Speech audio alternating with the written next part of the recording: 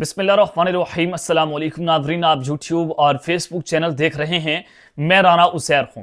Nadreen, final मरहले का आगाज हो चुका है और ये खेल इंतहाई दिलचस्प है कि हुकूमती इत्तेहादी इस ताज की पत्तों की तरह बिखरना शुरू हो चुके हैं। अब तक की बहुत बड़ी ब्रेकिंग न्यूज, अब तक की बड़ी खबर जो इस वक्त शहर इक्तदार से सामने आ रही है कि हुकूमती ईवानों में खलबली मची हुई है, दौड़ें लगी हुई हैं और वजीर आजम शहबाज शरीफ पर अदम इत्मीनान।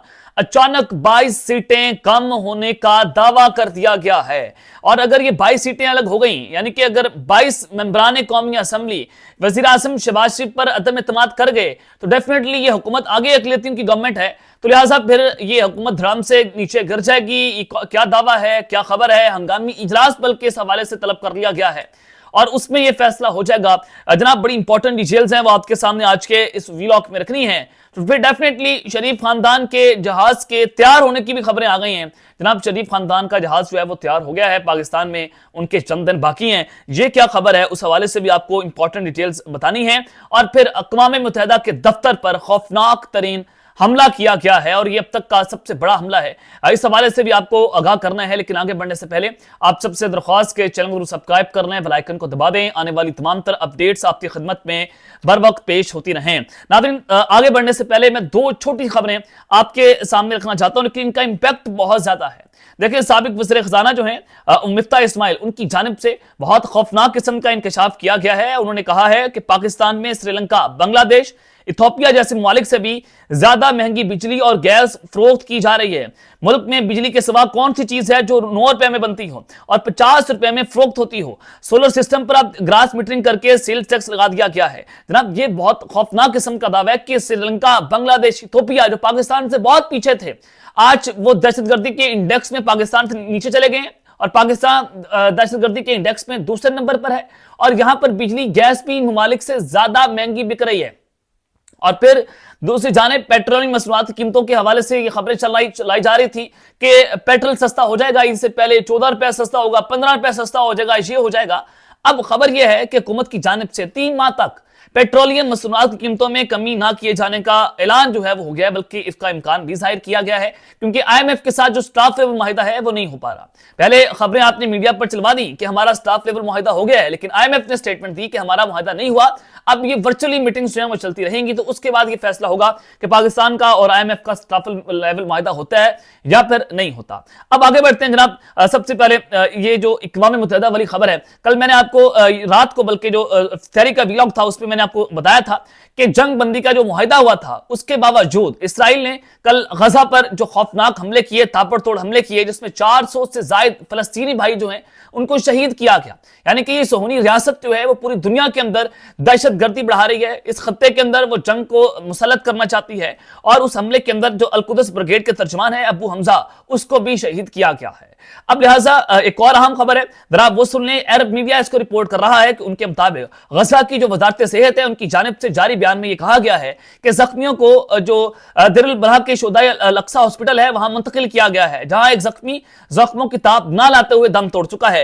गजा के इलाका जो देर अल बलाह है उसमें अक़वाम मुत्तहिदा का हेडक्वार्टर बना हुआ था, जो यूनाइटेड नेशंस है उसके हेडक्वार्टर पर इसराइली हमलों के नतीजे में अक़वाम मुत्तहिदा का एक गैर मुल्की एहलकार हलाक हो चुका है और 5 दीगर शदीद जख्मी हुए हैं। यानी कि इसराइल ने गजा के अंदर जो अक़वाम मुत्तहिदा का हेडक्वार्टर है वहां पर हमला किया। आप अंदाजा करें, अक़वाम मुत्तहिदा जो पूरी दुनिया के लिए आवाज उठाता है, चाहे वो ह्यूमन राइट्स वायलेशंस हो रही हो, कुछ भी हो, उनके दफ्तर पर इसराइल ने हमला कर दिया, लेकिन पूरी दुनिया खामोश है, अमेरिका खामोश है, जो जमहूरियत का बहुत बड़ा चैंपियन है, अक़वाम मुत्तहिदा की जनरल असेंबली खामोश है। इसमें सब लोग आपको खामोश नजर आएंगे, क्योंकि अमेरिका खुद इसराइल को इस मामले के ऊपर जो है वो सपोर्ट करता है। और जनाब, इस हवाले से इसराइली फौज ने अक़वाम मुत्तहिदा के किसी भी इमारत पर हमले के इल्जामात को मुस्तरद करते हुए अपने बयान में कहा कि मीडिया इदारे गैर मुसद्दका रिपोर्ट्स पर जिम्मेदारी का मुजाहरा करें। इसराइल जो है वो इसके ऊपर इनकार कर रहा है, लेकिन अरब मीडिया ने यह दावा किया कि जनाब ये हुआ है। अरब मीडिया और गैर मुल्की खबर एजेंसी की जानिब से फराहम कर दी गई जो तस्वीर हैं और वीडियोज हैं, उसमें जख्मी गैर मुल्कियों को अक़वाम मुत्तहिदा की गाड़ी और एम्बुलेंस में अस्पताल लाए जाने के मनाज़िर भी देखे जा सकते हैं। अब इससे नजर आता है कि जाहिर है जो यूनाइटेड नेशंस के एम्बुलेंसेस को इस्तेमाल किया गया है तो इसी वजह से किया गया कि उनके दफ्तर पर हमला किया गया है। तो आप अंदाजा करें कि किस लेवल तक जाकर इसराइल जो है सोहनी रियासत, नजायज रियासत जो है वो दुनिया पर, गजा पर, मुसलमानों पर जुल्म और बर्बरियत की उसने इंतहा की हुई है, लेकिन दुनिया मुजरिमाना तौर पर इस पर खामोश नजर आ रही है। अब ये खबर मैंने आपके सामने जनाब रखी है। और दूसरी जानिब इस वक्त पाकिस्तान की जो अफगानिस्तान वाला बॉर्डर है वहां पर एक जंग मुसल्लत है, वहां से दहशतगर्द पाकिस्तान में घुसने की कोशिश करते हैं। और कल वज़ीर दिफा ख्वाजा आसिफ ने भी कहा कि हम जो है ये इरादा रखते हैं कि अफगानिस्तान में घुसकर हम कार्रवाइयां करें और दहशतगर्दों के ठिकानों को वहां पर चुन चुनकर निशाना बनाया जाए।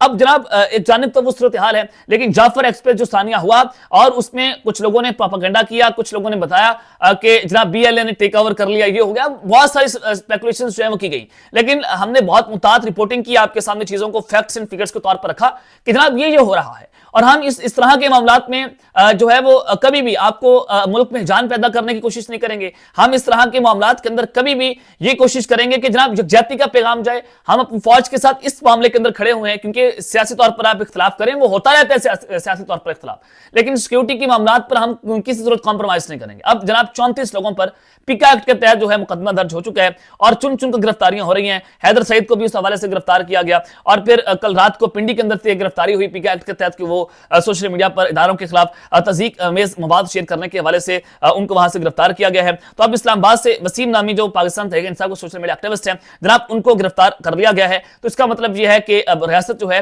वो मजीद गुस्से के अंदर नजर आ रही है और वो किसी भी ऐसे अनासर को नहीं छोड़ेगी जो रियासत के खिलाफ प्रोपेगेंडा करते हुए दिखाई दे रहे हैं। ये एक बड़ी खौफनाक किस्म की सूरत हाल जनाब बनी हुई है। पाकिस्तान तहरीक इंसाफ वालों के लिए कुछ अच्छी खबरें नहीं आ रही और जनाब अब जो इस वक्त फाइनल मरहले का आगाज हो चुका है और हुकूमती ईवानों के अंदर हलचल मची हुई है। 34 सीटें कम होने का दावा किया गया है और वज़ीर आज़म शहबाज शरीफ के खिलाफ अदम एतमाद की तहरीक, यह हंगामी इजलास क्यों तलब किया गया और शरीफ खानदान कहां जा रहा है, जनाब ये खबर सुन लें। जनाब हुकूमती इत्तेहादी जो है उनके हवाले से यह खतरे की घंटी बजी है कि एमकेएम ने, आपको पता है कि एमकेएम जो है वो इमरान खान साहब के दौर के अंदर भी उनकी इत्तेहादी जमात थी, जैसे उनको इशारा हुआ तो वो अलग हुए और फिर एक सारा जो है वो तख्ता इमरान खान की गवर्नमेंट का उल्टा गया। एमकेएम और दीगर इत्तेहादी जमातें जो हैं वो एक ही इशारे पर आगे पीछे हो जाती हैं। तो जनाब पीपल्स पार्टी भी ये दावे कर रही थी कि जनाब हमने इस हुकूमत का हाथ जो है वो छोड़ देना है, हम मजीद गंद और बोझ जो है नहीं उठा सकते। लेकिन पीपल्स पार्टी वही नूली के साथ बैठकर जिस दिन जाफर एक्सप्रेस सानिया हो रहा था, अल्लाह पाकिस्तान की खैर करे, उस दिन ये पावर शेयरिंग फार्मूला तय कर रहे थे।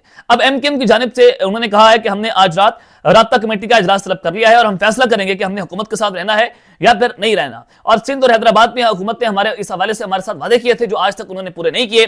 तो अब 22 सीटें बनती हैं एमकेएम की और अगर एमकेएम जो है वो इस हुकूमत से अलग हो जाती है, बज़ाहिर नजर नहीं आ रहा कि मुझे अलग होगी, क्योंकि आपको पता है कि ये बगैर इशारों के आगे पीछे नहीं होती। एमकेएम के तो इतने उम्मीदवार नहीं थे जितनी इनको सीटें मिल गई हैं, तो लिहाजा इनको सीटें कैसे मिली हैं? सारे फॉर्म 47 के एमएनए से, तो ये इशारे के बगैर आगे पीछे तो हो नहीं सकते। तो लिहाजा 22 एमएनए जो है एमकेएम के, अगर इशारा हो जाता है इनको, तो अगर ये साइड पर होते हैं अपोजिशन बेंचेस में जाकर बैठते हैं तो डेफिनेटली तहरीक-ए-एतमाद आ जाएगी। और तहरीक-ए-एतमाद आती है जो हुकूमत ऑलरेडी अकलियत के अंदर मौजूद है, तो फिर हुकूमत जो है वो धड़ाम से नीचे गिर जाएगी और फिर इनको घर जाना पड़ेगा, फिर डेफिनेटली असम्बलियां तलील हो जाएंगी।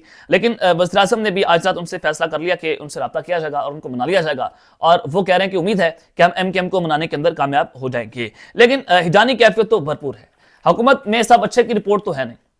मोहसिन नकवी साहब खामोश हैं, वो भी उनके वाले से खबरें चल रही हैं कि वो इस्तीफा देकर घर चले जाएंगे और वज़ारत दाखिला वो छोड़ देंगे, ये उनका ज़ाती फैसला है। और ये पहला बड़ा शगाफ होगा, अगर मोहसिन नकवी छोड़कर जाते हैं तो पहला बड़ा शगाफ होगा हुकूमत के अंदर।